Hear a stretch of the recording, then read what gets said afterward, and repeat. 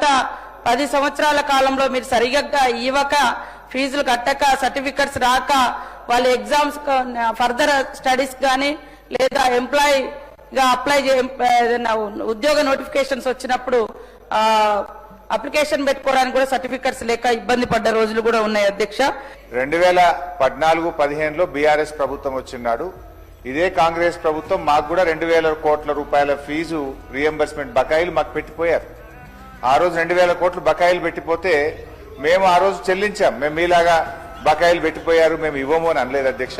Government is a continuous process అని చెప్పి ఆ రోజు 2000 కోట్ల రూపాయల బకాయిలు బీఆర్ఎస్ ప్రభుత్వం చెల్లించింది.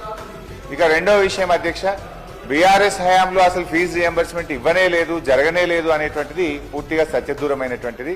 మేము పెద్ద నోట్ల రద్దు లాంటి ఒక ఆర్థిక మాంద్యాన్ని ఎదుర్కొన్నాము. 2 సంవత్సరాలు కరోనా వల్ల కూడా ఆర్థిక మాంద్యాన్ని ఎదుర్కొన్నాము. అయినప్పటికీ కూడా ఏ సంవత్సరం కూడా 2000 కోట్లకు తగ్గకుండా 9.5 సంవత్సరాల్లో 20,000 కోట్ల రూపాయలు ఫీజు రియంబర్స్మెంట్ బీఆర్ఎస్ హయాంలో చెల్లించాము.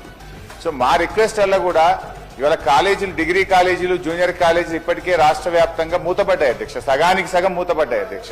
వాళ్ళకి ఏమైతుందంటే అధ్యక్ష, కరెంట్ బిల్ కట్టకపోతే కట్ అయిపోతుంది, మున్సిపల్ ట్యాక్స్ కట్టకపోతే కట్ అయిపోతుంది, వాటర్ బిల్లు కట్టాల్సిందే, ఉద్యోగులకు జీతాలు ఇవ్వాల్సిందే. ఇప్పుడు 2 ఏళ్లు 15 నెలలు 2 ఏళ్లు ఒక్కసారి వరుసగా బిల్లులు రాకపోతే అధ్యక్ష కాలేజీలన్నీ కూడా ఆగమైపోయేటువంటి పరిస్థితి.